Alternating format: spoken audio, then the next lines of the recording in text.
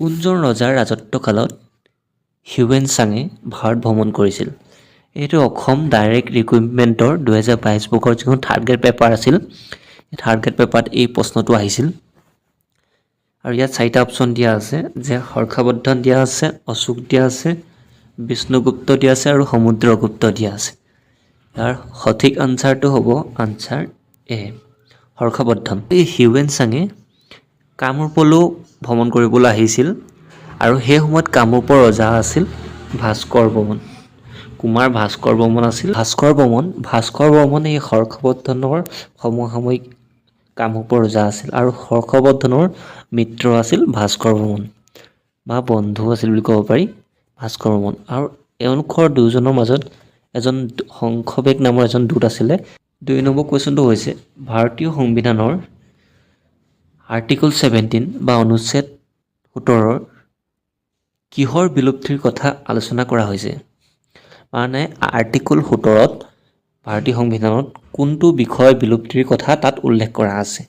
দৰিদ্ৰতাৰ কথা উল্লেখ কৰা আছে নে, মৌলিক অধিকাৰৰ কথা উল্লেখ কৰা আছে নে, অস্পৃশ্যতাৰ কথা উল্লেখ কৰা আছে নে, ওপৰৰ এটাও নহয়? ইয়াৰ কাৰেক্ট আনচাৰটো হ'ব আনচাৰ চি, অস্পৃশ্যতা। এইটো দূৰীকৰণৰ কথা আৰ্টিকল 17ত উল্লেখ কৰা আছে। ইয়াৰ পৰা আৰু এটা কুৱেশ্যন আহিব পাৰে যে মৌলিক অধিকাৰ কেই প্ৰকাৰৰ বা মৌলিক অধিকাৰ কেইটা? 6টা। বৰ্তমান মৌলিক অধিকাৰ 6টা আছে। ইয়াৰ পূৰ্বে যেতিয়া ভাৰতীয় সংবিধানত প্ৰথম মৌলিক অধিকাৰসমূহ অন্তৰ্ভুক্ত কৰা হৈছিল, সেইটো সময়ত মৌলিক অধিকাৰ 7টা আছিল। তাৰ পৰা সম্পত্তি নামৰ অধিকাৰটো মৌলিক অধিকাৰৰ পৰা আঁতৰাই দিয়া হ'ল।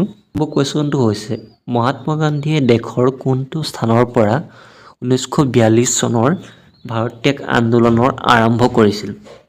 মহাত্মা গান্ধীয়ে ভাৰত ত্যাগ আন্দোলন কৰিছিল, আপোনালোকে সকলোৱে জানে, 1942 চনত। আৰু এই আন্দোলনটো ভাৰতবৰ্ষৰ কোনটো স্থানৰ পৰা হৈছিল সেইটো কথা সুধিছে। এইটো ডাইৰেক্ট ৰিক্ৰুইটমেণ্টৰ গ্ৰেড 3 হৈ গ'ল 2022 বৰ্ষত, তাত আহিছিল এইটো কুৱেশ্যন। ইয়াত আনচাৰ এ প্ৰগতি মৈদাম হ'বনে, আনচাৰ বি আহমেদাবাদ হ'বনে, আনচাৰ চি আগষ্ট ক্ৰান্তি মৈদাম হ'বনে, আনচাৰ ডিটো হ'ব, ওপৰৰ এটাও নহয়। ইয়াৰ কাৰেক্ট আনচাৰটো হৈছে আনচাৰ চি, আগষ্ট ক্ৰান্তি মৈদাম। এই আগষ্ট ক্ৰান্তি মৈদামৰ পৰা 1942 চনৰ ভাৰত ত্যাগ আন্দোলনৰ আৰম্ভ কৰিছিল মহাত্মা গান্ধীয়ে। 4 নম্বৰ কুৱেশ্যনটো হৈছে অসমীয়া বোলছবি শকুন্তলাৰ পৰিচালক কোন আছিল? ভূপেন হাজৰিকা আছিল নে, জাহ্নু বৰুৱা আছিল নে, জ্যোতিপ্ৰসাদ আগৰৱালা আছিল নে, ইয়াৰ ওপৰৰ এটাও নহয়? শকুন্তলা এইখনৰ পৰিচালক আছিল ডক্টৰ ভূপেন হাজৰিকা, সুধাকণ্ঠ ভূপেন হাজৰিকাই। তেওঁ 1992 চনত দাদা চাহেব ফাল্কে বঁটা পাইছিল, এইটো কথা আপোনালোকে মনত ৰাখিব। আৰু জ্যোতিপ্ৰসাদ আগৰৱালা হৈছে প্ৰথম অসমীয়া পৰিচালক, বোলছবি পৰিচালক। তেওঁ 1935 চনত জয়মতী নামৰ এখন বোলছবি উলিয়াইছিলে, যিখন বোলছবি হৈছে অসমীয়া প্ৰথমখন বোলছবি। আৰু তেওঁৰ দ্বিতীয়খন বোলছবি আছিলে ইন্দ্ৰমালতী 1939 চনত। আৰু এই জ্যোতিপ্ৰসাদ আগৰৱালাৰ 1939 চনত মুক্তি লাভ কৰা ইন্দ্ৰমালতীতে ভূপেন হাজৰিকাই প্ৰথম সংগীত পৰিচালনা কৰিছিল।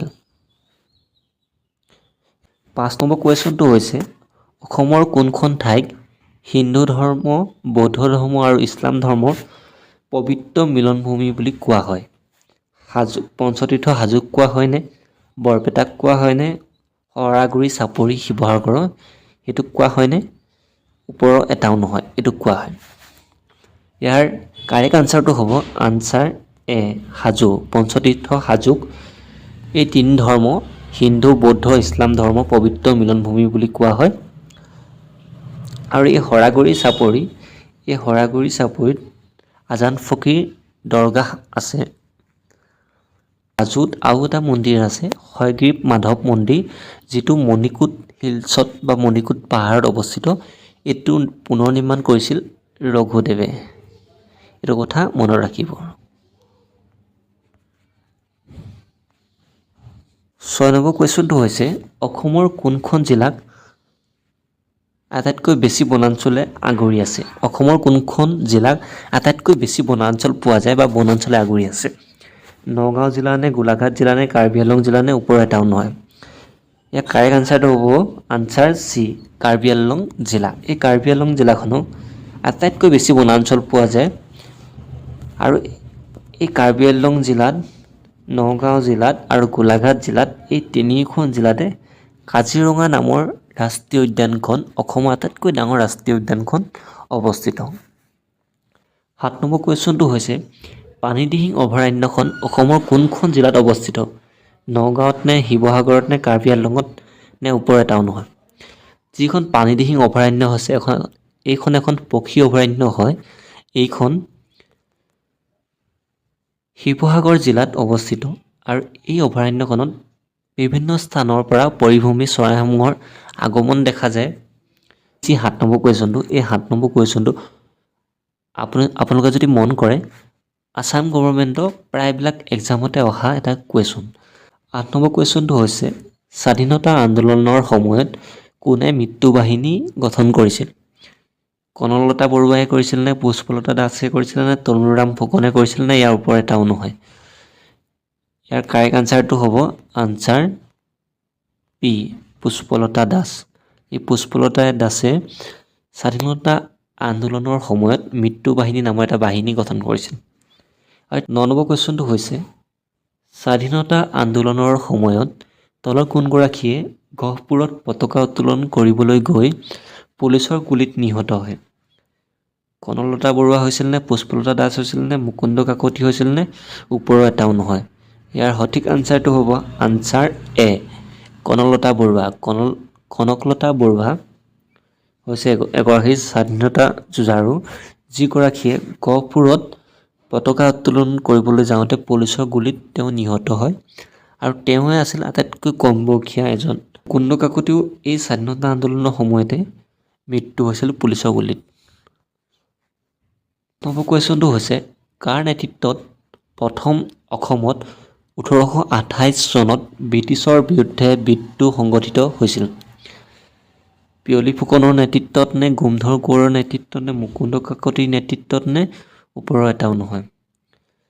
ব্ৰিটিছৰ বিৰুদ্ধে বিদ্ৰোহ প্ৰথম সংগঠিত কৰিছিল গোমধৰ কোঁৱৰৰ নেতৃত্বত বা গোমধৰ কোঁৱৰে 1828 চনত ব্ৰিটিছৰ বিৰুদ্ধে প্ৰথম বিদ্ৰোহ সংগঠিত কৰিবলৈ নেতৃত্ব বহন কৰিছিল।